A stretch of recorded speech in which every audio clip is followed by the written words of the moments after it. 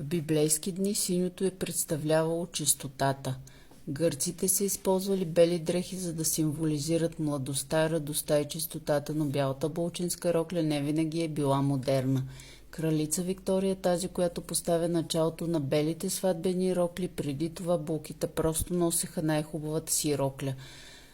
Булчинската рокля на кралица Виктория е изработена от бял копринен сатен, украсен с дантела. Тя беше първата облечена в бяло и поради високата цена на материалите дълго време само много богатите носеха подобен стил.